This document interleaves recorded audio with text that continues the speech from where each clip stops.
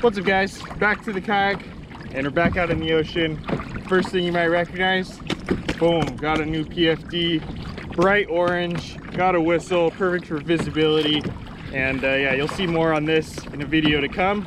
But we're back out here. I don't really know what we're doing today. I didn't really plan on getting out in the water, but I saw the conditions this morning.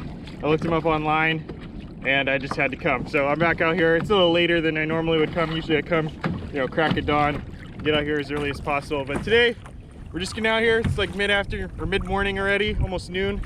And we're gonna see what we can catch.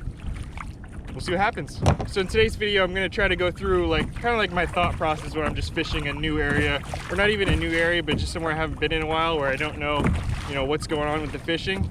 And first things first, I'm always looking to see where the bait is, or what kind of bait's around. So even if you don't want to catch the live bait, you know, to use if you're fishing artificials, you still kind of want to be near the live bait, because where the live bait is, that's oftentimes where the bigger fish are. So that's always my first order of business, kind of looking around, one, watching your fish finder, and also just being aware of your surroundings. I mean, are there birds diving? You know, just looking for off-colored water, whatever it be.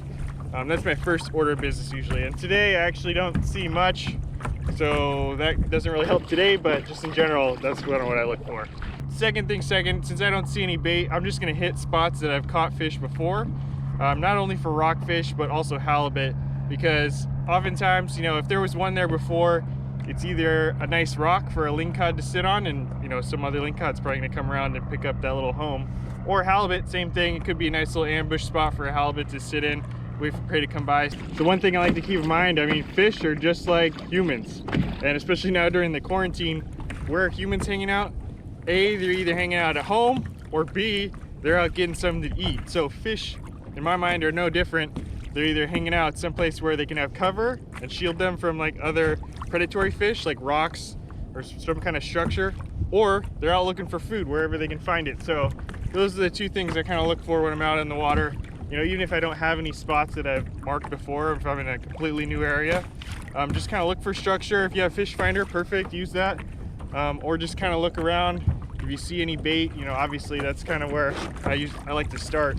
You know, if you were a fish in this wide open ocean, where would you be? It's not going to just be random. There's going to be certain places where they're going to hang out for sure. So anyways, I'm going to go hit some of the spots that I've caught fish before and see if I can find any more out there.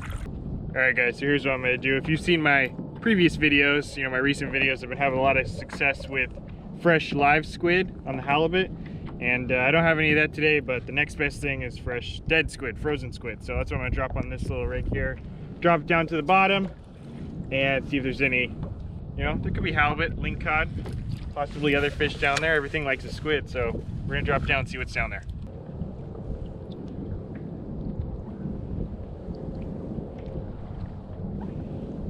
Oh, there's a bite, there's a bite. Got him, got him. Whatever it is.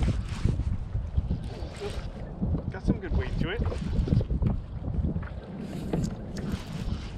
Yeah, it's a good one. Good fish for sure. Finally got a hit here on the squid. Been drifting around for a little while, and I didn't get any on my normal spots, but I drifted around a little bit and may have just found a new spot. It's feeling lingcoddy. Oh, am I wrong? Yes, I am wrong. It's a halibut. All right. Let's see. Man, I've been the halibut master as of late.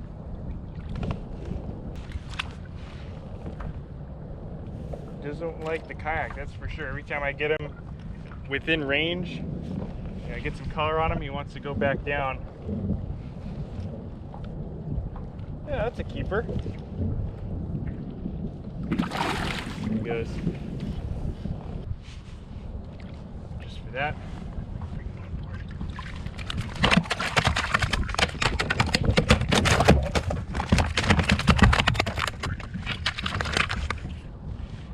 Alright guys, well, I've said in the past, first things first, gotta get him on the stringer. But I didn't bring my stringer today, so I'm improvising on the fly. Let's see if this guy has my leash as a stringer.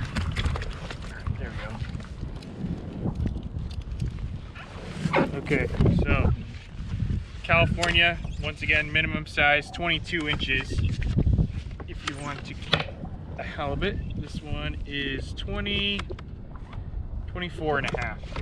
Closed mouth, yeah, 24 and a half. So for those of you not familiar with halibut, they're the white on one side, brown on the other.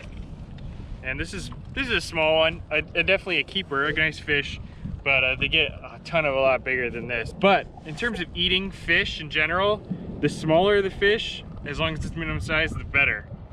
In general, the meat, as the fish gets older, will get a little bit tougher, and some fish are worse than others. Halibut are good no matter what. Even the big ones are good eating, but in general, the smaller, the more tender the meat is, so this one's going to be really good on the table. So let's get him taken care of, bleed him, bonk him, and then put him on the stringer, and we'll get our lines back in. So like I was saying, I hit some of my spots that I've caught fish before, but didn't catch anything there, and sometimes it doesn't work out like that. So the next best thing is just go exploring and try to find some new spots. So that's exactly what I did here, and we got lucky and stumbled upon a nice keeper halibut. So we're gonna keep it going here. I got my squid back down there. We'll see if there's any more.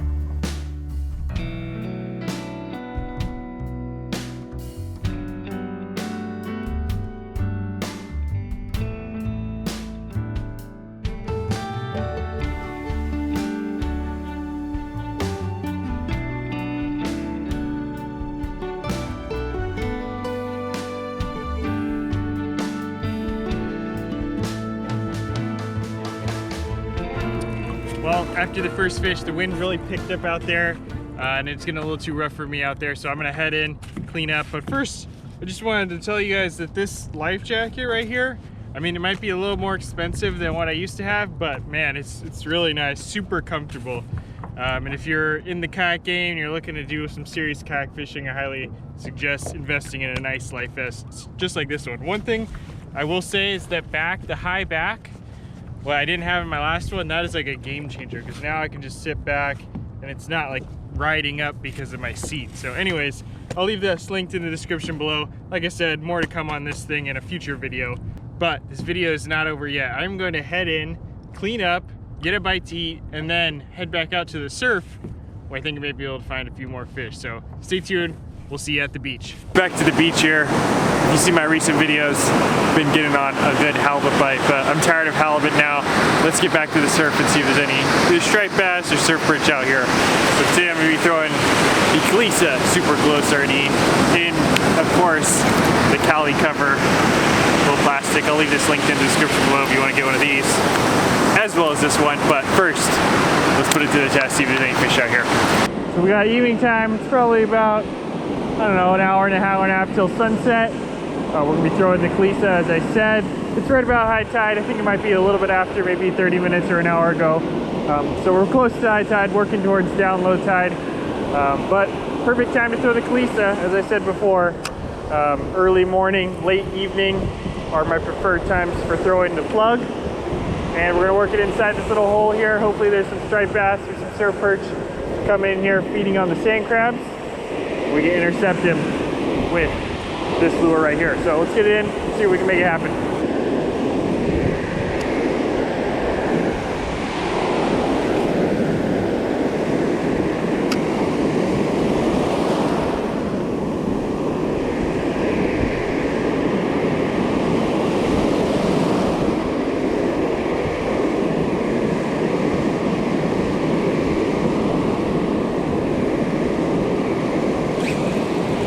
There we go. Dang, had one. That was a bite for sure. There's fish in here. Dang, came off.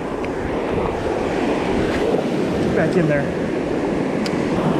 You saw that though, that was a bite for sure. It was only on there for like a second.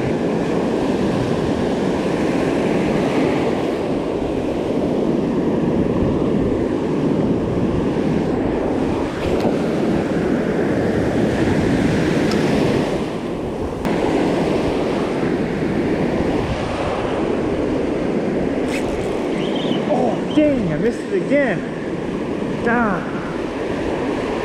Missing them. Come on, I know you're in there. Come back. Come back.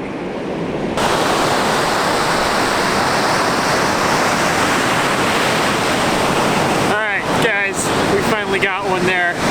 There's our first striped bass of the day on the Kalisa. You can see it there. Let's get him unhooked. Like I said, I got 2 bites earlier.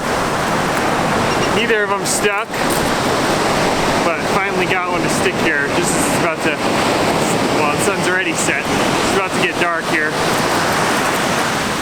Get this fleece out. There's that lure that got him right there. The Super Glow sardine. Good little striper lure and a surf perch if they're around. But it's a quality one, probably like 20 inches or so. We'll get him back.